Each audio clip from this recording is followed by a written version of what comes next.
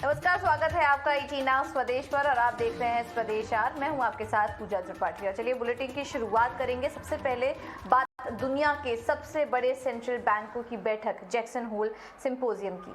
25 अगस्त से शुरू हुआ ये सिंपोजियम 27 अगस्त तक चलेगा और इसमें दुनिया भर के सेंट्रल बैंकों के गवर्नर, वित्त मंत्री, इकोनॉमी और मीडिया से जुड़ी बड़ी हस्तियां भी शामिल होंगी। इस पर सिंपोजियम की थीम इकोनॉमी और पॉलिसी को लेकर आ रही रुकावटों का आकलन भी रखी गई है। इस मुद्दे पर हम आगे और चर्चा करेंगे, लेकिन हम आपको ये भी बता देते हैं कि ये बैठक इतनी अहम क्यों है। ये जो बैठक अब से आधे घंटे में शुरू होने वाली है, दुनिया भर के बाजारों की नज़र इस पे टिकी हुई है और माना जा रहा है कि ब्याज दरें बढ़ने की रफ्तार धीमी होगी या नहीं, इस पर फोकस करेगा और कहीं ना कहीं इसके संकेत मिलते हुए दिखाई देंगे। फेड चेयरमैन के बयान में लगातार 2 बार 0.75% समेत 2022 में दरों में 2.25% की बढ़ोतरी हुई है और इनका लक्ष्य है CPI महंगाई दर है 2% का टारगेट है उनका। फिलहाल तो हम देख रहे हैं कि दुनिया भर में महंगाई दर अपने उच्चतम स्तरों पर है, लेकिन उसको कमी करने का संकेत देगी यहाँ पर फेड। और इसी तरह से इसी की वजह से हम देखेंगे कि आगे ब्याज दरों में और अग्रेसिवली यहाँ पर तेजी कर सकती है और कुछ हॉकिश कमेंट्स यहाँ पर निकल कर आ सकते हैं। फिलहाल अगर बैठक से पहले देखें तो 10 साल का जो ट्रेजरी यील्ड है वो 3.11% के पास कारोबार कर रहा है। डॉलर इंडेक्स मजबूत है 109 के पास, ये भी यहाँ पर लेवल्स देखने को मिल रहे हैं। तो नज़र है इस वक्त दुनिया भर के बाजारों की जैक्सन होल बैठक पर। और इस मुद्दे पर चर्चा करने के लिए हमारे साथ मौजूद हैं खास मेहमान, एनसेट कैपिटल के मैनेजिंग पार्टनर अनुराग सिंह इस वक्त हमारे साथ जुड़ चुके हैं। अनुराग जी, बहुत बहुत धन्यवाद ET नाउ स्वदेश को समय देने के लिए।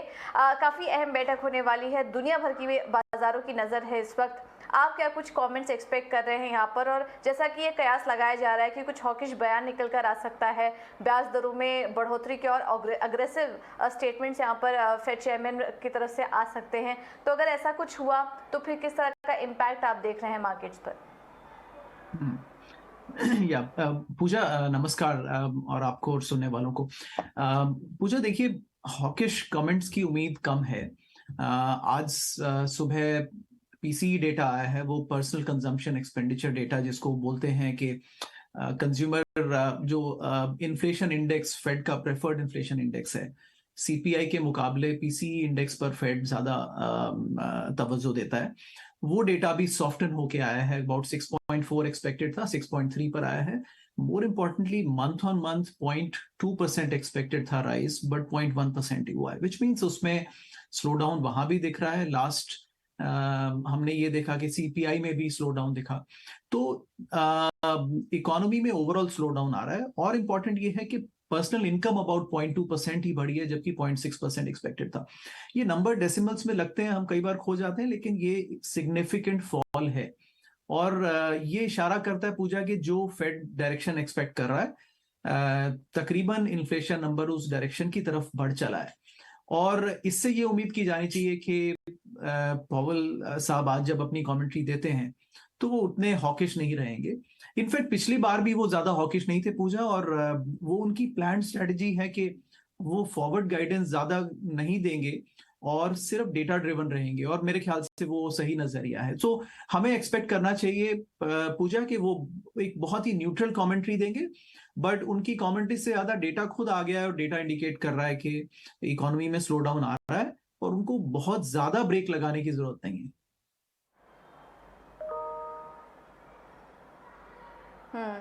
बिल्कुल। अब चलिए, अगर ऐसा कुछ होता आता है, हो फॉर द बेस्ट, इस तरह के कमेंट्स आते हैं तो एंड ऑफ द डे बाजार के लिए तो अच्छा ही होगा, क्योंकि फिर ये अनुमान से बेहतर ये बैठक निकल कर आ सकती है।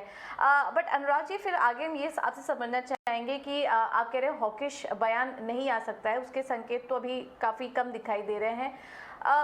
फिर ब्याज दरों को लेकर क्या किस तरह के यहाँ पर रुख देखने को मिल सकता है, किस तरह की कमेंट्री आ सकती है? क्या उस पर आप कुछ एक्सपेक्ट कर रहे हैं? क्या फेड और अग्रेसिव होता हुआ दिखाई देगा अपने हाइक्स पर? और इस पूरे साल आप और कितने हाइक्स एक्सपेक्ट कर रहे हैं फेड से?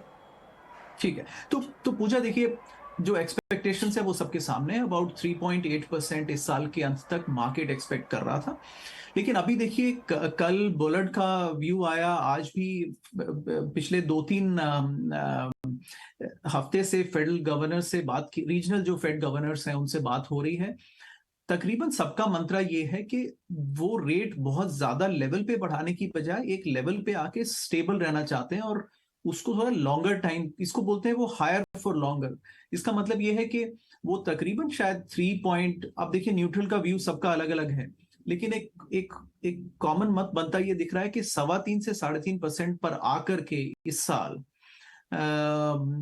या फिर इस साल जस्ट अबाउट 3.25 पे आकर के उस रेंज पे आके फिर वो रुकेंगे थोड़ा समय। क्योंकि देखिए ये रेट इस इकोनॉमी के लिए काफी होता है।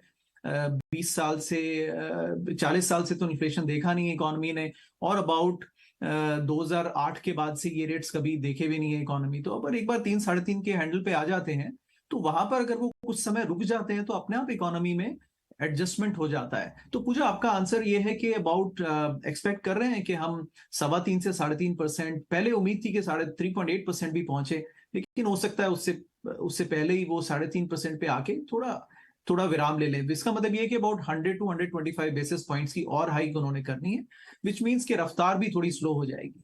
तो पूजा, कुल मिला के ये मार्केट्स के लिए अच्छी खबर है, बिकॉज मार्केट्स ये नहीं चाहते कि बहुत तेज रफ्तार से रेट्स बढ़े। ग्रेजुअल रेट्स बढ़ते हैं तो इकोनॉमी को एडजस्टमेंट का टाइम मिलता है और फेड को भी एडजस्टमेंट का टाइम मिलता है। सही बात बोली आपने। और ऐसा कुछ होता है तो क्लियरली मार्केट को इस बात का, मार्केट पर इसका पॉजिटिव रिएक्शन ही देखने को मिलेगा। अनुराग, बॉन्ड मार्केट में फिर आप किस तरह की चाल एक्सपेक्ट करेंगे? हमने देखा इस बैठक के पहले ही ये जो मीटिंग होने वाली है उसके पहले ही जो 10 साल ट्रेजरी यील्ड्स हैं वो 3% के पार पहुंच चुके हैं। कुछ समय तक ये उसके नीचे ही कर रहे थे, लेकिन उसके पहले धीरे धीरे हमने देखा कि वहां पर भी हल्की तेजी आई। अब इस इवेंट के बाद किस तरह की चाल आप वहां पर एक्सपेक्ट कर रहे हैं? तो पूजा, इसमें भी वही है, देखिए ये एक कांस्टेंट एंटिसिपेशन का खेल चलता रहता है। तो बॉन्ड यील्ड्स पहले तो इस उम्मीद में 2.8 और 2.7 तक भी पहुंच गई थी कि अगले साल फेड को शायद रेट काटने पड़े, और उसका अंदेशा ये था पूजा कि अगर फेड इस तेजी से रेट बढ़ाता रहेगा 75 बेसिस पॉइंट, तो इकोनॉमी में इस साल के अंत तक तो सीवियर स्लो डाउन आ जाएगा, और फिर स्लो डाउन आएगा तो उसको एनहांस करने के लिए फेड को स्टिमुलस देने के लिए रेट कम करने पड़ेंगे। एक ये मत था, इसलिए बॉन्ड यील्ड्स नीचे गई थी। अब मत ये बन रहा है पूजा, और मेरे ख्याल से फेड की डायरेक्शन भी वही है जिसको हम बोलते हैं सॉफ्ट लैंडिंग। फेड वही कोशिश करेगा, और वहां पर यह है कि अगर फेड कम रफ्तार से रेट बढ़ाता है तो वो तकरीबन मार्केट में सीवियर स्लो डाउन नहीं आएगा। और अभी देखिए जॉब्स नंबर्स और जो भी तमाम इकोनॉमी के जो नंबर्स आ रहे हैं इंडिकेट कर रहे हैं कि इकोनॉमी स्ट्रांग है, एम्प्लॉयमेंट मार्केट स्ट्रांग है। अगर ये दो चीजें स्ट्रांग रहती हैं तो फेड को और कुशन मिलता है रेट बढ़ाने का, बिना इकोनॉमी में सीवियर स्लो डाउन लाए। आई थिंक उस तरफ हम बढ़ रहे हैं, और तभी बॉन्ड यील्ड्स अबाउट 3.1 पर पहुंच गई हैं। एंटिसिपेशन का गेम है, देखिए उसके हर ट्रेड के पीछे ह्यूमन माइंड्स ही लगे होते हैं, तो श्योरिटी से कहना मुश्किल है। बट अगर आप नया मत जो ये बन रहा है कि अबाउट फेड 3.5 पे जाकर के स्टेबल हो जाएगा, तो बॉन्ड यील्ड्स भी कोई उससे ज्यादा चमत्कार नहीं दिखाएंगी। मुझे लगता है अराउंड 3.5 बॉन्ड यील्ड्स को भी 10 ईयर को भी स्टेबल हो जाना चाहिए, बिटवीन 3 to 3.5 रेंज। उससे ज्यादा ओवरशूट करने की जरूरत फिलहाल नहीं है।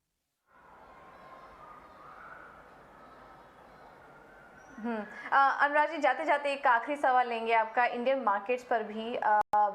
आई नो आप शॉर्ट टर्म व्यू तो नहीं शेयर करेंगे, लेकिन काफ़ी इम्पोर्टेंट थी ये बैठक भारतीय बाजारों के लिए भी। तो क्या लग रहा है आपको इसका असर, और इसका कुछ इम्पैक्ट पड़ेगा इंडियन मार्केट्स पर जब सोमवार को खुलेंगे? तो इसका असर तो अभी फिलहाल तो पॉजिटिव पड़ेगा पूजा, बिकॉज इससे ये है कि डॉलर फ्लाइट जो फेड के तेज रफ्तार से रेट बढ़ाने पे जो डॉलर फ्लाइट होती है वो रुक जाती है। उसका असर हमने पिछले महीने ही देखा कि जो डॉलर फ्लाइट रुक गई, एफआईआईज ने पैसा पुल करना स्टॉप किया और रादर कुछ इन्वेस्ट किया, उससे अपने आप इंडियन मार्केट्स पे काफी अच्छा खासा उछाल आ गया। तो आई थिंक ओवरऑल अब जो वर्स्ट है डॉलर फ्लाइट का वो आई थिंक हमारे it's kind of behind us, वो वर्स्ट हमने पहले 6 महीने में देख लिया है। लेकिन पूजा मार्केट लेवल्स पे ये कहूंगा, इंडियन मार्केट्स फिर से वो एक्सपेंसिव जोन में आ गए हैं। 22x से 24x के मल्टीपल्स हैं, जो कि इमर्जिंग मार्केट्स के मुकाबले अबाउट 100% एक्स्ट्रा प्रीमियम पे ट्रेड कर रहे हैं। डेवलप्ड मार्केट के मुकाबले भी प्रीमियम पे ट्रेड कर रहे हैं। आप ये सोचिए कि लो इंटरेस्ट इकोनॉमी से एक न्यूट्रल इंटरेस्ट रेट इकोनॉमी पर ये यूएस और यूरोप पहुंचने की कोशिश कर रहे हैं। पूरे वर्ल्ड में इकोनॉमी सोच रही है कि अगर फ्लैट टू 1% ग्रोथ अटेन कर लें तो बहुत बड़ी बात है। इंडिया हाउएवर ग्रोथ अच्छी मेंटेन कर सकता है। ऐसे में न्यू हाइज बनाने का समय तो नहीं है। तो मेरे ख्याल से इंडियन मार्केट थोड़ा अहेड ऑफ द फंडामेंटल्स आ चुके हैं, लेकिन फ्लो इतने स्ट्रांग है, ये एक बड़ा सेपरेट एक आई थिंक इस पे अपने आप एक लंबा डिस्कशन हो सकता है। लेकिन अगर इतने स्ट्रांग फ्लोज डोमेस्टिक मार्केट में चलते रहेंगे तो मार्केट के नीचे आने की भी उम्मीद नहीं है फिलहाल। लेकिन मार्केट कोई बहुत सस्ते नहीं है, ये जरूर कहूंगा पूजा। चलिए, मार्केट के वैल्यूएशंस अभी फिलहाल सस्ते नहीं नजर आ रहे हैं। चलिए अनुराग, आपसे फिर से कभी संपर्क करेंगे और भारतीय बाजारों पर आगे डिटेल में चर्चा भी करेंगे। लेकिन अभी के लिए थैंक यू सो मच आपका समय देने के लिए, और ये जो अहम बैठक होने वाली है इस पर अपनी राय शेयर करने के लिए बहुत बहुत धन्यवाद आपका। चलिए अब आगे बढ़ते हैं और समझ लेते हैं, ये बैठक तो काफ़ी इंपॉर्टेंट होगी। अब 7:30 बजे मीटिंग भी शुरू होगी। उसके पहले अगर ग्लोबल मार्केट्स हम देखें तो यहाँ पर जो शुरुआत होते हुए नजर आ रही है वो काफ़ी फ्लैटिश है। हल्की कमजोरी के साथ यहाँ पर यूरोप और यूएस के बाजार भी खुलते हुए नजर आ रहे हैं। अब जैसे जैसे आउटकम आएगा उस पर बाजार का भी रिएक्शन हमें देखने को मिलेगा, और फिर सोमवार को हम देखेंगे कि भारतीय बाजारों के लिए भी एक क्यूज यहाँ पर क्रिएट होगा। लेकिन आज के बाजार किस तरीके के थे एक बार ये भी देख लेते हैं। और आज भारतीय बाजार में हमने देखा कि इस बैठक का असर देखने को मिला, और इसी के साथ ही साथ एक और बड़ा ट्रिगर है, रिलायंस की एजीएम भी होने वाली है सोमवार को, तो उस पर भी बाजार की नज़र टिकी हुई है। बाजार में अगर आज के पूरे एक्शन की बात करें तो हफ्ते के आखिरी कारोबारी दिन हमने देखा कि हल्की तेजी देखने को मिली थी। 17,600 के ऊपर भी गए थे हम, लेकिन उसके बाद यहाँ पर आखिरी कुछ घंटों में नरमी आई और ऊपरी स्तरों से गिरावट देखने को मिली। लेकिन फिर भी क्लोजिंग हरे निशान में हुई। निफ्टी 36 अंक और सेंसेक्स में 49 अंक की बढ़त यहाँ पर देखने को मिली, और बैंक निफ्टी भी अगर देखेंगे तो वहाँ पर 36 अंकों की तेजी दिखी है। मिड कैप इंडेक्स इस पूरे हफ्ते काफ़ी अच्छा प्रदर्शन यहाँ पर उनका देखने को मिला। हफ्ते भर की बात करें तो निफ्टी में 1.25% की गिरावट दर्ज की गई। जैक्सन होल की कमेंट्री और बाजार के इस हफ्ते और दिन भर क्या हलचल रही बताने के लिए हमारी सहयोगी मानसी दवे जुड़ चुकी है। मानसी, बताइए। नई सीरीज की शुरुआत तो अच्छी होती हुई दिखी, लेकिन पूरे हफ्ते के ट्रेंड को अगर समझने की कोशिश करेंगे, ये हफ्ता जो है mid cap index, small cap index, PSU bank, private bank space और कैपिटल गुड्स स्पेस का रहा, क्योंकि वहां पर काफी अच्छा मोमेंटम हमने देखा। निफ्टी पूरे हफ्ते में अगर देखें अराउंड 1.3% के डाउन टर्न्स यहाँ पर देखने को मिले, और पहली ये गिरावट देखने को मिली है पिछले 6 हफ्तों में, जो कि निफ्टी में इस हफ्ते हमने देखी। इसके अलावा बैंक निफ्टी की अगर बात करें, second straight week of falls हमने देखे, और पिछले 4 हफ्ते गेनिंग मोमेंटम देखने के बाद अब लास्ट 2 वीक से हम देख रहे हैं बैंक निफ्टी में गिरावट जो है वो ऑन वीक बेसिस हावी होती हुई नजर आ रही है।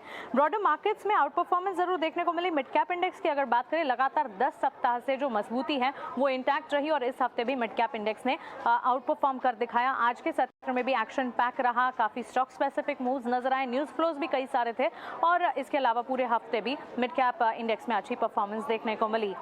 इसके अलावा अगर देखें सेक्टोरल लूजर्स की अगर बात करें, पूरे हफ्ते आईटी सेक्टर बिल्कुल परफॉर्म नहीं कर पाया, और यहाँ पर हमने करीब 4% के डिक्लाइंस आईटी सेक्टर में देखें। इसके अलावा PSU bank top gainer of the week कह सकते हैं, क्योंकि 4% की तेजी, तो क्लियरली आईटी से विपरीत पीएसयू बैंक स्पेस में अच्छी मजबूती के साथ कामकाज नजर आया। सेंट्रल बैंक टॉप परफॉर्मर रहा पीएसयू बैंक स्पेस में, और साथ ही बैंकिंग स्पेस पे पर्टिकुलरली इंडसइंड बैंक पर एक ओवरवेट रेटिंग भी आई थी, एक रिपोर्ट ब्रोकरेज की आई थी, और आज सुबह हम डिस्कस भी कर रहे थे कि बैंकिंग स्पेस, चाहे फिर वो छोटे मझोले बैंक्स हो या फिर बड़ी दिग्गज बैंकिंग स्पेस हो, कई सारे ग्रोथ सिनेरियोज हैं जो कि इस स्पेस को बैंकिंग सेक्टर को काफी लुक्रेटिव बनाते हैं। अब आइए टॉप लूजर्स जो आईटी इंडेक्स में नजर आए, एम्फासिस में करीब 9% की गिरावट पूरे पूरे हफ्ते के दौरान देखने को मिली। निफ्टी आईटी में डिक्लाइनिंग ट्रेंड, ऑल कॉन्स्टिट्यूएंट्स हमने देखा कमजोरी हावी होती रही। वहीं टीसीएस निफ्टी में टॉप लूजर रहा, करीब 5% के डिक्लाइंस ड्यूरिंग द वीक हमने देखे। बिगेस्ट वीकली लॉस टीसीएस में नजर आया 17 जुलाई के बाद का इस सप्ताह। इन्फोसिस की अगर बात करें 4% के डिक्लाइंस यहाँ पर भी नजर आए। सेकंड लार्जेस्ट लूजर निफ्टी में अगर कोई था आफ्टर टीसीएस तो वो इन्फोसिस रहा। कोल इंडिया में टॉप गेनिंग मोमेंटम दिखा। पूरे हफ्ते के दौरान 6% के गेन्स, न्यूज फ्लोज भी पॉजिटिव थे, जिसके चलते कोल इंडिया फोकस में रहा। वहीं RBL bank, of course another banking counter, यहाँ पर 24% से 25% की तेजी ड्यूरिंग द वीक हमने देखी। आईडीएफसी फर्स्ट बैंक में 9 से 10% की तेजी हमने देखी। और बैंकिंग सेक्टर की अगर बात करें, all in all private bank space और पीएसयू बैंक स्पेस में काफी हद तक एक्शन, केपेक्स थीम में काफी हद तक एक्शन। वहीं एबीबी जैसे स्टॉक्स थे जो कि काफी हद तक अच्छा ट्रैक्शन दिखा रहे थे। Second best gainer Nifty mid cap index में अगर देखें तो एबीबी में नजर आया। अच्छी तेजी के बीच पूरे हफ्ते के दौरान 10% की तेजी इस स्टॉक ने हमें दिखाई। टाटा एलेक्सी में गिरावट थी। आईटी स्पेस में हमने देखा मिड कैप आईटी इंडेक्स में टाटा एलेक्सी था जो कि परफॉर्म नहीं कर पा रहा था। लेकिन जहां तक बात रही फार्मा स्पेस की, कुछ हद तक हमने देखा बढ़त वहां पर देखने को मिली। एफएमसीजी प्लेज ने अच्छी तेजी दिखाई। वहीं पीएसयू बैंक और प्राइवेट बैंक स्पेस तो रही जो कि काफी हद तक फोकस में रहे। राइट, बहुत बहुत शुक्रिया मानसी ये सारी जानकारी देने के लिए। तो मिड कैप स्पेस में अच्छा एक्शन था। आईटी सरकारी बैंकों का प्रदर्शन काफी अच्छा था, लेकिन वहीं आईटी की तरफ देखें तो इस पूरे हफ्ते कमजोरी यहाँ पर इस इंडेक्स में देखने को मिली है। चलिए, इस बाजार में मार्केट एक्सपर्ट्स का क्या व्यू बन रहा है ये भी आपको एक एक करके बता देते हैं। और डायमेंशन कंसल्टिंग के अजय श्रीवास्तव का कहना है कि इस समय निवेशकों के लिए जरूरी है कि वो अपने निवेश को सुरक्षित रखें। ज्यादा रिटर्न की उम्मीद में नुकसान भी उठाना पड़ सकता है और उनके मुताबिक बैंकिंग शेयरों के बजाय इंडस्ट्रियल शेयरों में निवेश की रणनीति बनाना ज्यादा फायदेमंद होगा।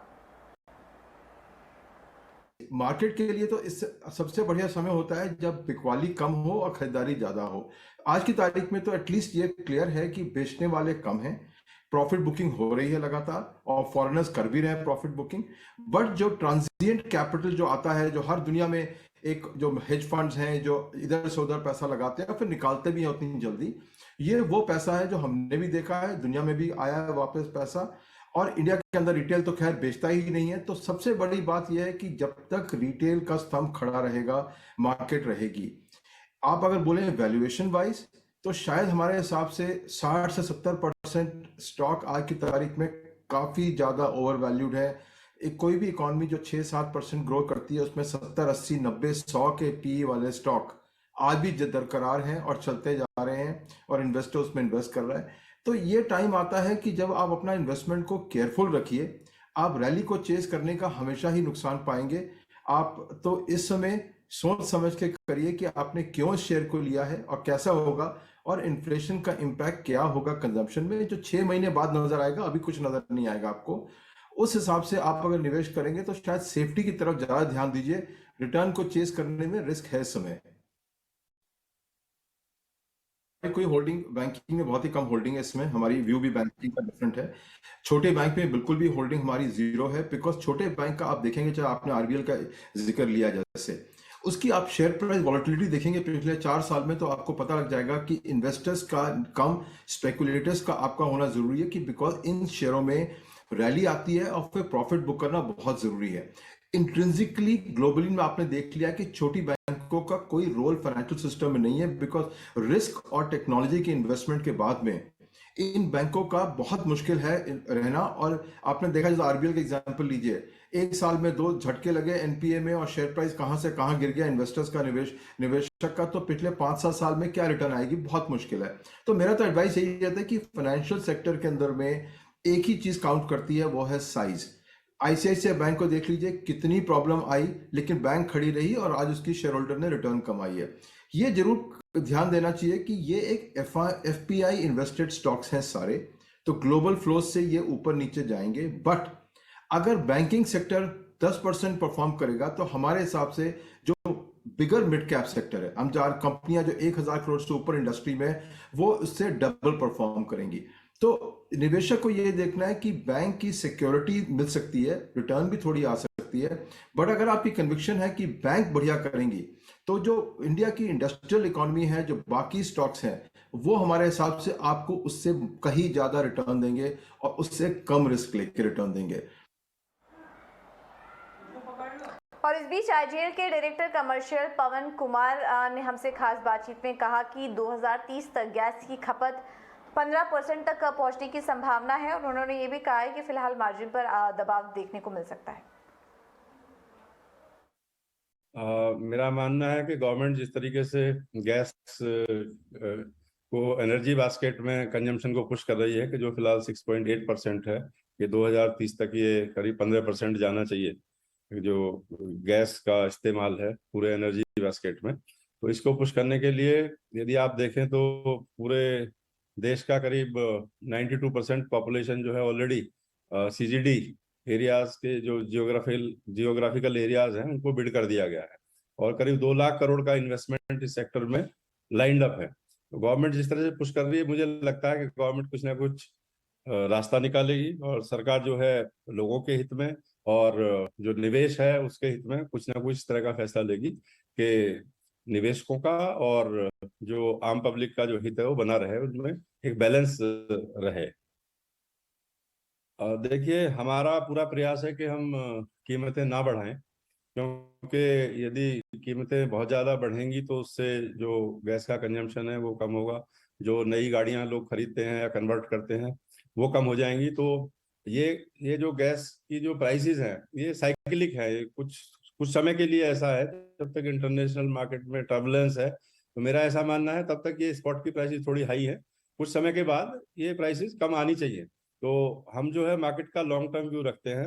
हम चाहते हैं कि ज़्यादा से ज़्यादा लोग सीएनजी गाड़ियां खरीदें, ज़्यादा से ज़्यादा लोग सीएनजी में कन्वर्ट करें अपने वाहनों को। तो मार्जिन्स अंडर प्रेशर रहेंगे सर्टेनली।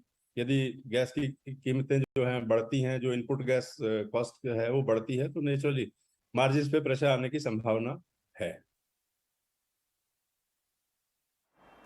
और आज फोकस में था आयशर मोटर का स्टॉक। सीएफओ के इस्तीफे के बाद हमने देखा कि आयशर मोटर के शेयर में आज तेज बिकवाली देखने को मिली। 2021 में सीईओ विनोद दसारी के इस्तीफे के बाद लगातार टॉप मैनेजमेंट के इस्तीफे देखने को मिल रहे हैं, टॉप एग्जिट यहाँ पर देखे गए हैं। और ज़्यादा जानकारी के लिए चलते हैं सृष्टि के पास। सृष्टि, बताइए। जी हाँ, आयशर मोटर फोकस में है। हम कई सारे एग्जिट्स देख रहे हैं कंपनी के टॉप मैनेजमेंट में, जहाँ पे जो लेटेस्ट रेजिग्नेशन आया है वो कंपनी के सीएफओ, जहाँ पे कालेश्वरन अरुणाचलम, इन्होंने करीब 2 साल जो है सीएफओ की पद संभाली थी। आज उनका रेजिग्नेशन आया है, जहाँ पे काफ़ी इंटरेस्टिंग डेवलपमेंट आने वाले समय में 5 सितंबर को वो एक another listed company Crompton Greaves में सेम पद के लिए जाएंगे। बट आयशर मोटर्स की अगर हम बात करें तो ये खबर के चलते हम आज स्टॉक में भी रिएक्शन देख रहे हैं, क्योंकि एक लगातार इस पर्टिकुलर कंपनी में सीनियर टॉप मोस्ट मैनेजमेंट में हम ये रेजिग्नेशन का जो सिलसिला है वो जारी रखते हुए देख रहे हैं। पिछले 1 साल में अगर हम देखें तो ये 5th सबसे बड़ा रेजिग्नेशन है। इसकी शुरुआत जहाँ से नोटिस में आनी हुई थी, बातें चालू हुई थी, विनोद दसारी जो कि रॉयल एनफील्ड के सीईओ थे, उन्होंने स्टेप डाउन किया था अगस्त सितंबर 2021 के महीने में। उसी के तुरंत बाद ललित मलिक, वो जो चीफ कमर्शियल ऑफिसर थे, उनका रेजिग्नेशन आया। उसके बाद Subhranshu Singh, global head of marketing, ने रिजाइन किया। और इस साल फरवरी में विमल सुंबली जो कि हेड ऑफ एपैक रीजन्स थे, उनका भी रेजिग्नेशन आया। और इसके बाद ये 5वां रेजिग्नेशन है जहां पे हम टॉप मैनेजमेंट में होते हुए देख रहे हैं। हालांकि कंपनी पॉजिटिव है कि आने वाले समय में जो है वो सीएफओ के पद के लिए दूसरी नियुक्ति जल्द ही करेंगे, उसकी अनाउंसमेंट एक पेंडिंग है। पर कहीं ना कहीं ये एक कंपनी के पर्सपेक्टिव से भी इतने अच्छे तरीके से नहीं देखा जाता है। और इसके अलावा अगर हम बात करें तो इसके चलते आज हम एक स्टॉक में रिएक्शन ज़रूर देख रहे हैं। बट जितने भी एनालिस्ट से हमने बात किया, उनका भी ये कहना है कि अच्छी बात तो नहीं है, बट कंपनी के पर्सपेक्टिव और जो उनकी प्रोडक्ट ऑफरिंग है, जो कि डिमांड है उनकी प्रोडक्ट के लिए, वो कहीं ना कहीं अभी भी काफ़ी मजबूत है। तो जिसके चलते उम्मीद कर सकते हैं कि इतना बड़ा नेगेटिव न्यूज़ ये ना प्ले करे आयशर मोटर्स के लिए। ओके, थैंक यू सृष्टि आपका ये जानकारी देने के लिए। तो ये पूरी वजह थी जिसकी वजह से हम देख रहे हैं कि आज आयशर मोटर के स्टॉक में भारी गिरावट देखी गई है। चलिए अब आगे बढ़ते हैं, कुछ और खबरों का रुख करते हैं। ऊर्जा मंत्रालय ने लेट पेमेंट सरचार्ज के नियमों पर अब एसओपी जारी किया है। पावर एक्सचेंजों पर 13 राज्यों के बकाये को देखते हुए सरकार ने ये एसओपी जारी किया है। खबर पर पूरी जानकारी लेकर हमारे सहयोगी प्रकाश प्रियदर्शी जुड़ चुके हैं। प्रकाश, बताइए। देखिए, ऊर्जा मंत्रालय ने electricity late payment surcharge rule 2022 को लागू करने के लिए स्टैंडर्ड ऑपरेटिंग प्रोसीजर जारी किया है। दिलचस्प रूप से इसको तब जारी किया गया है जब 13 राज्यों को पेमेंट डिफ़ॉल्ट की वजह से पावर एक्सचेंजेस में हिस्सेदारी लेने से रोक दिया गया। हालांकि अब उनको इसकी इजाज़त दे दी गई है, लेकिन ये एसओपी तब जारी किया गया जब इन राज्यों पर शिकंजा कस दिया गया। ऊर्जा मंत्रालय का मानना है कि इसके लिए इसलिए बेहद ज़रूरी है कि पावर सेक्टर में अगर डिसिप्लिन लाना है, पेमेंट डिसिप्लिन लाना है, तो ये एसओपी होना चाहिए। इस एसओपी के हिसाब से जो डिस्कॉम्स डिफ़ॉल्ट करते हैं उसकी पहचान कैसे हो, इसके लिए एक ऑटोमेटिक तरीका तैयार किया जा रहा है जिसमें कोई भी ह्यूमन इंटरफेस नहीं होगा, बल्कि ऑटोमेटिक तरीके से ही डिस्कॉम्स को इसकी जानकारी मिल जाएगी। इसका मकसद ये भी है कि जो रेगुलर पेमेंट्स हैं सप्लायर्स के, इन सप्लायर्स की लिस्ट में सीपीएससी शामिल हैं, इंडिपेंडेंट पावर प्रोड्यूसर्स हैं, सीटीयू है, रिन्यूएबल एनर्जी जनरेटर शामिल हैं।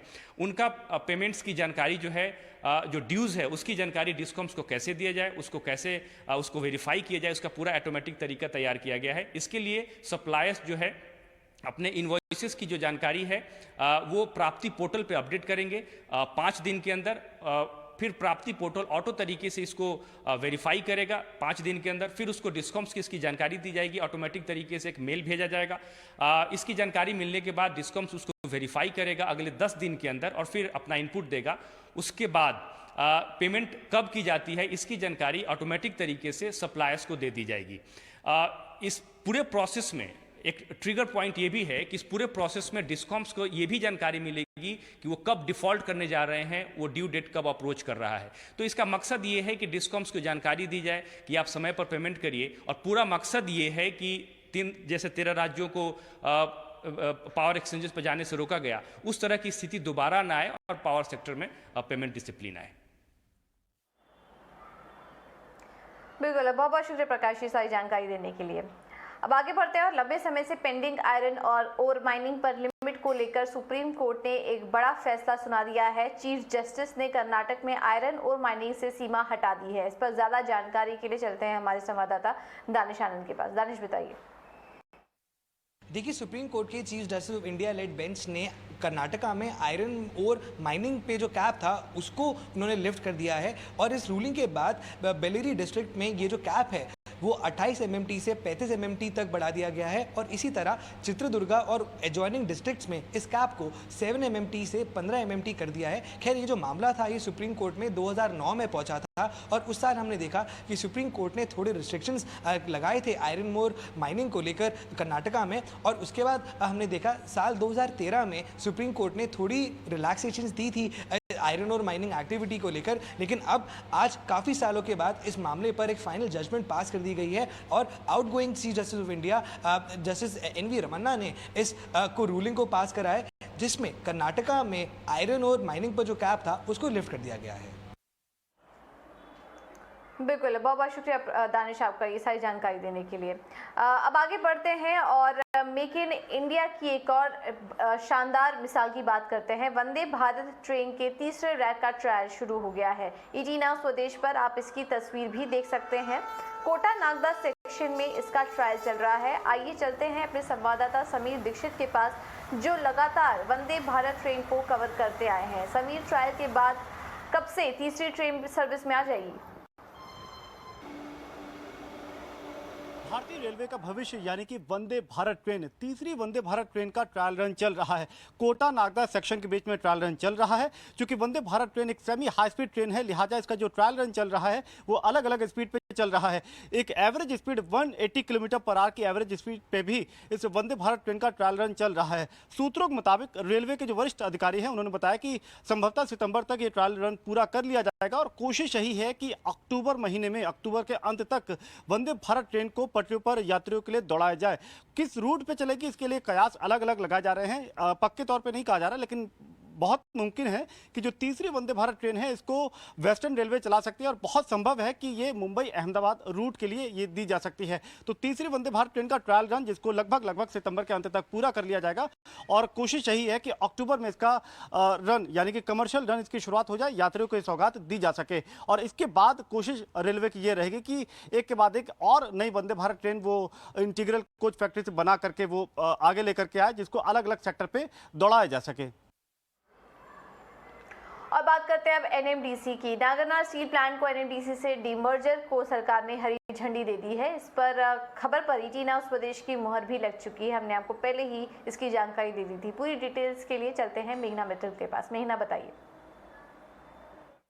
जी, नागरनर स्टील प्लांट का डीमर्जर एनएमडीसी से होना था जिसका अप्रूवल कॉर्पोरेट अफेयर्स मिनिस्ट्री में पेंडिंग था। तो जो अब सूत्र जानकारी दे रहे हैं कि कॉर्पोरेट अफेयर्स मिनिस्ट्री ने ये डीमर्जर अप्रूव कर दिया है। तो ये बड़ी खबर आ रही है। ये हम जानते हैं कि शेयर होल्डर्स और लेंडर्स जो हैं एनएमडीसी के, उन्होंने पहले ही डीमर्जर को अप्रूवल दे दिया है। तो अब जो दीपम है वो आगे बढ़ सकती है, अपना जो स्टेक है गवर्नमेंट का नागरनर स्टील प्लांट में वो सेल करने के लिए। कौन सा इंस्ट्रूमेंट दीपम अडॉप्ट करेगी और क्या टाइमलाइंस होंगी, कब तक प्रोसेस शुरू होगा, वो देखना रहेगा। लेकिन फ़िलहाल जो अथॉरिटीज़ हैं, मिनिस्ट्रीज़ हैं, उन्होंने अपना गो अहेड दे दिया है, अप्रूवल दे दिया है। तो अब जैसे ही डीमर्जर की प्रोसेस कंप्लीट हो जाती है, ये दीपम अब आगे बढ़ सकती है डीमर्जर के लिए और स्टेक सेल करने के लिए। हम जानते हैं कि ₹65,000 करोड़ का टारगेट है इस साल का।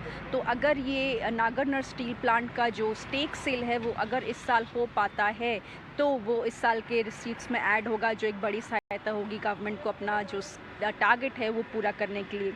और ये जो एनएमडीसी के जो चेयरमैन हैं उन्होंने हमें बताया था कि जो कंपनी का जो फोकस है वो स्टील से अब शिफ्ट होकर जो बैटरी मिनरल्स हैं, लिथियम है, निकल है, गोल्ड है, उन पर शिफ्ट हो गया है। तो ये भी एक बड़ा शिफ्ट कंपनी के फोकस में देखने को मिलेगा आगे जाकर। लेकिन एक बड़ा जो इस समय अप्रूवल आ गया है वो एक रास्ता साफ हो गया है दीपम के लिए अपना स्टेक सेल करने के लिए।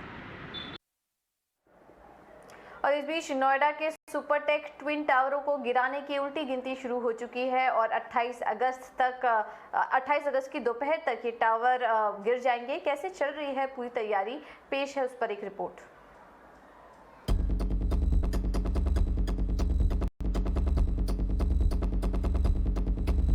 बस चंद घंटे का इंतजार और फिर जमींदोज हो जाएगा ये ट्विन टावर।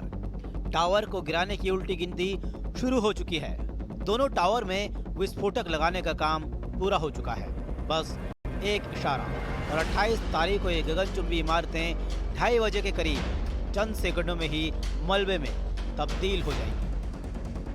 28 अगस्त को नोएडा का सुपरटेक ट्विन टावर जमींदोज हो जाएगा, टूट जाएगा, ब्लास्ट हो जाएगा।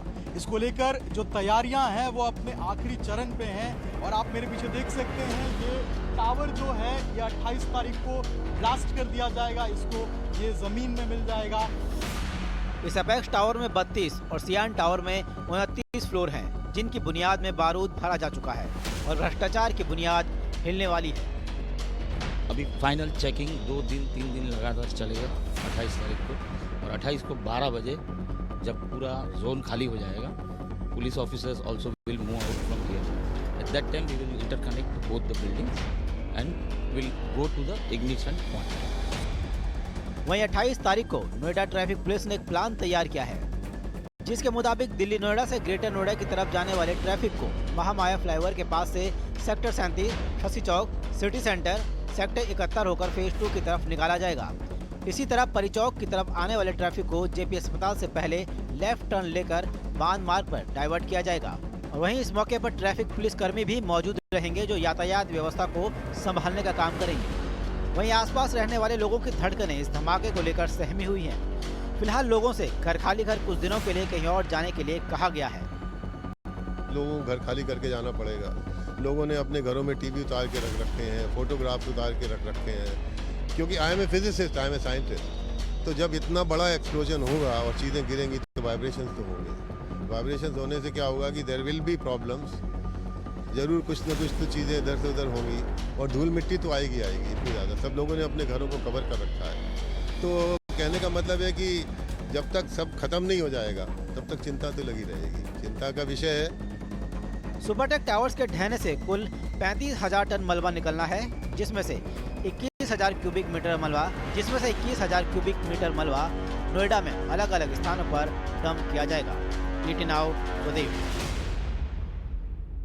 और आईडीबीआई बैंक की स्ट्रेटेजिक बिक्री के लिए सहमति बन गई है और इंटर मिनिस्ट्रियल ग्रुप से ड्राफ्ट ईओआई को भी मंजूरी मिल चुकी है। सूत्रों के हवाले से हमें खबर मिल रही है कि सरकार जल्द मेजॉरिटी हिस्सा बिक्री के लिए ईओआई मंगवाएगी। इस खबर की और डिटेल्स के लिए चलते हैं हमारे सहयोगी प्रकाश प्रियदर्शी के पास। प्रकाश, बताइए। देखिए, आईडीबीआई के विनिवेश के मोर्चे पर अहम डेवलपमेंट है। सूत्रों के हवाले से जो एक्सक्लूसिव जानकारी हमें मिल रही है उसके हिसाब से इंटर मिनिस्ट्रियल ग्रुप ने आईडीबीआई के विनिवेश के लिए ड्राफ्ट एक्सप्रेशन ऑफ इंटरेस्ट पर अपनी सहमति दे दी है। जो इसके प्रस्तावित टर्म्स एंड कंडीशंस हैं उसको लेकर जो इंटर मिनिस्ट्रियल ग्रुप है वो सहमत है और जल्द ही एक्सप्रेशन ऑफ इंटरेस्ट जो है वो जारी किया जाएगा। सूत्र हमें बता रहे हैं कि आरबीआई की तरफ से जो भी जरूरी रेगुलेटरी क्लियरेंस है वो भी गवर्नमेंट को दे दी गई है। तमाम तरह के जो छूट गवर्नमेंट आईडीबीआई के केस में मांग रही थी आरबीआई से, उस पर आरबीआई सहमत हो गया है, इंक्लूडिंग जो नॉन फाइनेंशियल इंस्टीट्यूशंस हैं वो आईडीबीआई में 40% स्टेक जो है या उससे ज्यादा खरीद सकते हैं। स्पेशल केस में इसकी इजाजत दी गई है। सोर्स हम ये भी बता रहे हैं कि सरकार और आईडीबीआई मिलकर कम से कम 51% या उससे ज्यादा का स्टेक जो है वो आईडीबीआई में बेचना चाहते हैं और इसकी तैयारी की जा रही है। साथ ही साथ सोर्स हमें ये भी जानकारी दे रहे हैं कि दीपम की ये मंशा है और ये योजना है कि आईडीबीआई के लिए क्वालिटी इन्वेस्टर्स आए, भले कम इन्वेस्टर्स आए बट क्वालिटी इन्वेस्टर्स आए। वो इस बात पर फोकस नहीं कर रहा है कि ज्यादा से ज्यादा इन्वेस्टर्स आए और वो नॉन सीरियस प्लेयर्स हों या वो ज्यादा इस टर्म्स एंड कंडीशन की शर्तों को पूरी तरीके से उसका पालन ना करते हो। सोर्स हमें भी बता रहे हैं कि रोड शो के दौरान दीपम को आईडीबीआई के लिए कुछ क्वालिटी और सीरियस इन्वेस्टर्स ने दिलचस्पी दिखाई थी, लिहाजा इसको लेकर दीपम काफी उत्साहित है। एक्सप्रेशन ऑफ इंटरेस्ट जल्द ही जारी किया जाएगा ताकि जो फॉर्मल डाइवेस्टमेंट प्रोसेस है उसकी शुरुआत की जा सके। हालांकि सरकार ने ट्रांजैक्शन को पूरा करने के लिए कोई टाइम फ्रेम जो है वो तय नहीं किया। बिल्कुल, और चलिए आपको यहाँ से सीधे ले चलते हैं। जैक्सन होल बैठक में फेड चेयरमैन जेरेम पावेल का भाषण दे रहे हैं, आइए आपको सुनवा देते हैं। In the concept of rational inattention. When inflation is persistently high, households and businesses must pay close attention and incorporate inflation into their economic decisions. When inflation is low and stable, they are freer to focus their attention elsewhere. Former Chairman Alan Greenspan put it this way: for all practical purposes, price stability means that expected changes in the average price level are small enough and gradual enough that they do not materially enter business and household financial decisions. Of course, inflation has just about everyone's attention right now, which highlights a particular risk today. The longer the current bout of high inflation continues, the greater the chance that expectations of higher inflation will become entrenched. And that brings me to the third lesson, which is that we must keep at it until the job is done. History shows that the employment costs of bringing down inflation are likely to increase with delay, as high inflation becomes more entrenched in wage and price setting. The successful Volcker disinflation of the early 1980s followed multiple failed attempts to lower inflation over the previous 15 years. A lengthy period of very restrictive monetary policy was ultimately needed to stem high inflation and to start the process of getting inflation down to the low and stable levels that were the norm until the spring of last year. Our aim is to avoid that outcome by acting with resolve now. So, these lessons are guiding us as we use our tools to bring inflation down. We are taking forceful and rapid steps to moderate demand so that it comes into better alignment with supply and to keep inflation expectations anchored. We will keep at it until we're confident the job is done. Thank you.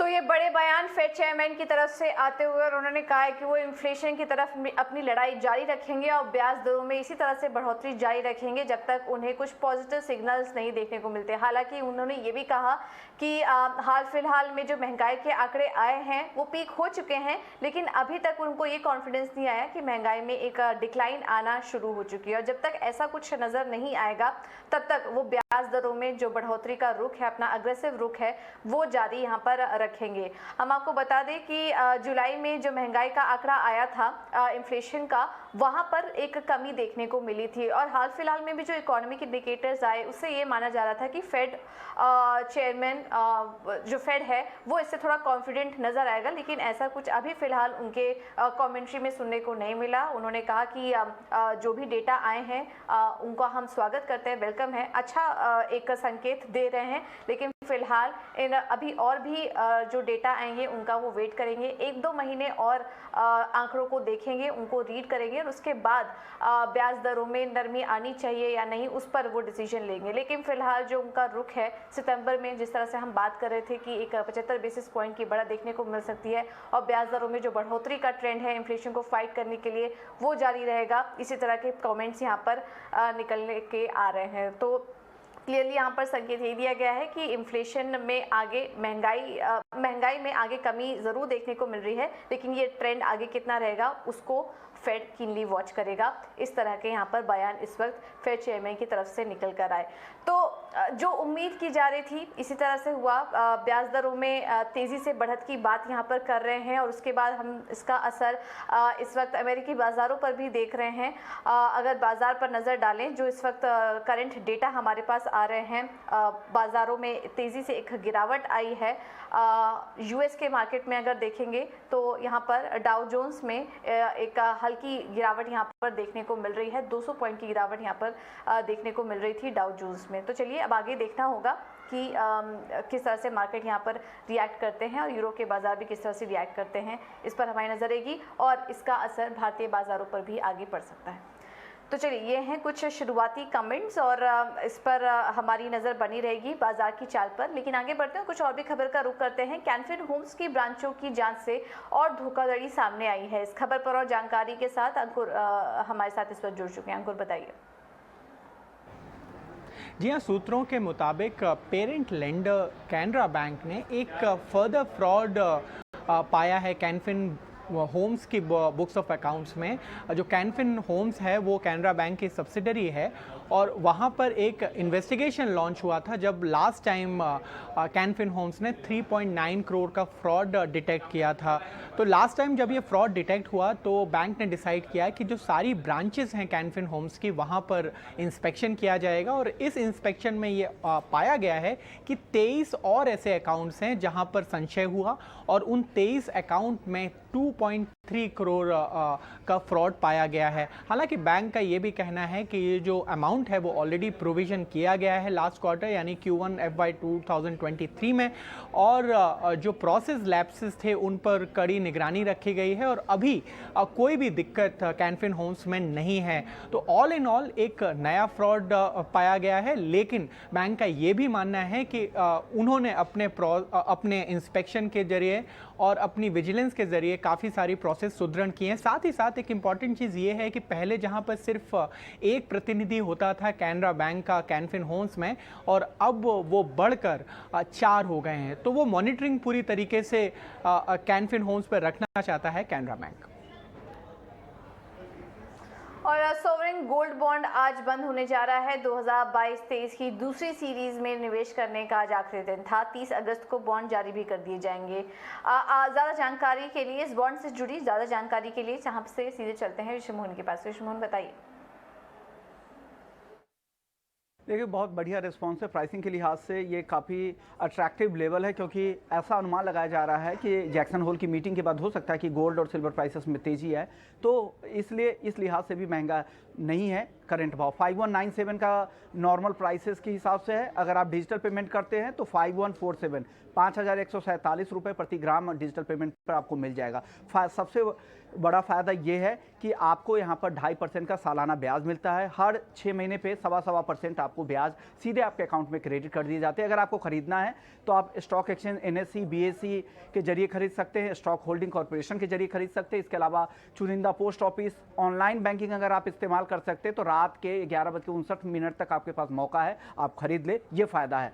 ब्याज के अलावा फ़ायदा ये है कि आपको रख रखाव की चिंता नहीं होती है गोल्ड बॉन्ड में। आप फिजिकली अगर सोना खरीदते हैं तो चोरी का डर रहता है, स्टोरेज कॉस्ट होता है, फिर आपको 3% का जीएसटी भी देना पड़ता है, यहाँ पर जीएसटी भी नहीं देना पड़ रहा है, और 8 साल तक आप अगर होल्ड करते हैं तो आपको कोई कैपिटल गेन टैक्स नहीं देना पड़ता है। 5 साल के बाद लॉक इन भी खत्म हो जाता है, कभी भी आप एग्जिट कर जाते हैं। अगर आप ट्रेडिंग करना है तो आप डीमेट फॉर्म में ले लीजिए, अगर वो लिक्विड हो चुका है तो कभी भी आप एंट्री और एग्जिट यहाँ पर कर सकते हैं। लेकिन अगले सीरीज की डेट अब तक नहीं आई है, ये 2022-23 की दूसरी सीरीज है, लेकिन अनुमान ये लगाया जा रहा है कि दशहरा और दिवाली के आसपास में फिर से एक नया गोल्ड बॉन्ड खुले। जी ऑलराइट, बहुत बहुत शुक्रिया विश्वमोहन ये जानकारी देने के लिए। तो आज रात 11:59 तक आपके पास अभी भी मौका है, अगर आप इसमें खरीदारी करना चाहते हैं, इस इशू में पार्टिसिपेट करना चाहते हैं तो आप अभी भी कर सकते हैं। 30 अगस्त को बॉन्ड जारी किया जाएगा। अब आगे बढ़ते हैं और कुछ और भी खबर का रुख करते हैं। IRCTC की ओर से एक बड़ा फैसला वापस लिया जा सकता है। तमाम विरोधों और प्रतिक्रियाओं के बाद रेलवे अपना डेटा मोनेटाइजेशन प्लान वापस ले सकता है। ज़्यादा जानकारी के लिए हमारे साथ कुछ ही देर में समीर दीक्षित भी जुड़ेंगे, जिनके पास और इन्फॉर्मेशन लेने के लिए चलते हैं। लेकिन हम आपको बता दें कि कुछ दिन पहले हमने आपको IRCTC के डेटा मोनेटाइजेशन प्लान के बारे में बताया था। अब बीच में ये भी खबर आई कि ऐसी कुछ योजना नहीं है, क्योंकि काफ़ी ज़्यादा विरोध हो रहा था इस फैसले का। चलिए समीर हमारे साथ जुड़ चुके हैं फोन लाइन के जरिए। समीर बताइए और क्या जानकारी है आपके पास? जी बिल्कुल, सबसे बड़ी खबर यह है कि IRCTC ने डाटा मोनेटाइजेशन प्लान के लिए जो ई टेंडर जारी किया था, और ई टेंडर का मकसद यही था कि वो अपने डाटा को मोनेटाइज करके अतिरिक्त कमाई करना चाहता था, और इसके लिए कंसल्टेंट की नियुक्ति की दिशा में ई टेंडर जारी किया था। लेकिन तमाम विवादों के बाद में अब IRCTC ने अपने ई टेंडर को वापस ले लिया है, यानी कि पूरी प्रक्रिया पर फिलहाल विराम लगा दिया है। और जो रेलवे के आधिकारिक बयान है इस मामले को लेकर के, उसमें यह है कि डाटा प्रोटेक्शन बिल का पास होने में वो इंतजार करेंगे। संसद से डाटा प्रोटेक्शन बिल पारित होने के बाद ही वो दिशा में विचार करेंगे।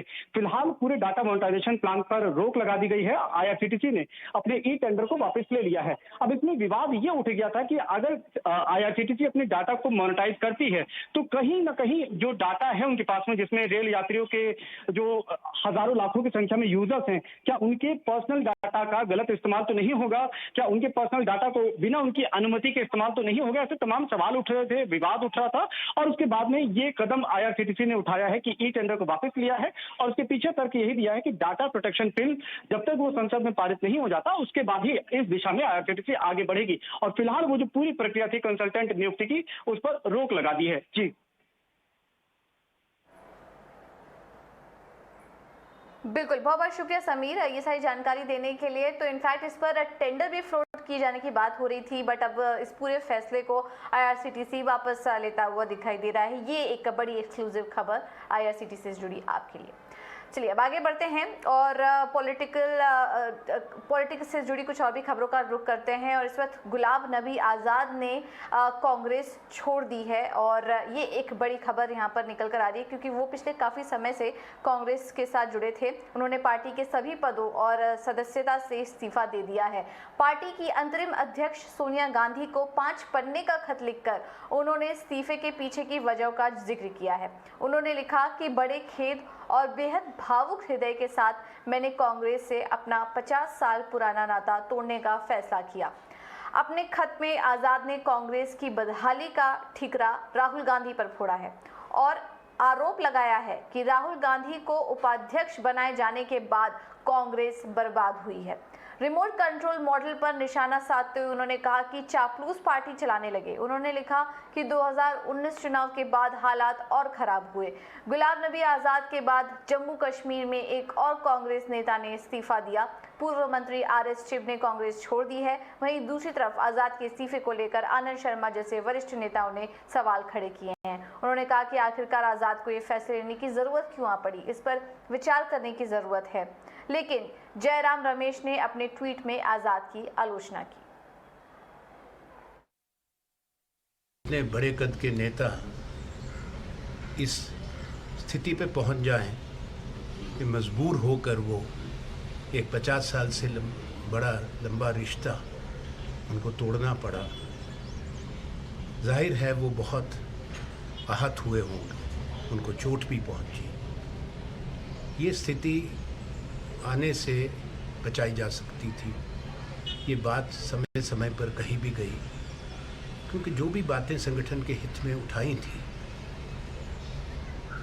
वो कांग्रेस को पुनर्जीवित करने के उद्देश्य से, ये आज की घटना से जुड़ी बात नहीं है। और अब बात करते हैं झारखंड में चल रहे सियासी संकट की। यहां सीएम हेमंत सोरेन की विधायकी पर खतरा मंडरा रहा है। खनन पट्टे मामले में चुनाव आयोग ने अपनी रिपोर्ट राज्यपाल को भेज दी है, जिसमें सीएम सोरेन को विधायक पद के लिए अयोग्य ठहराया गया। वहीं सीएम सोरेन के लिए एक राहत भरी बात यह है कि वे कुछ समय बाद फिर से नेता सदन बन सकते हैं। खबरों के मुताबिक इसी ने जो अपनी रिपोर्ट में राज्यपाल को सुझाव दिए हैं, इसमें सीएम सोरेन को दोबारा चुनाव लड़ने पर रोक नहीं लगाई गई है, लेकिन इन्हें विधायक पद के लिए अयोग्य बताया है। अगर राज्यपाल विधायकी रद्द करने की सिफारिश पर मुहर लगाते हैं तो जेएमएम की सरकार गिर जाएगी, जिसके बाद पार्टी को नया नेता चुनना पड़ेगा।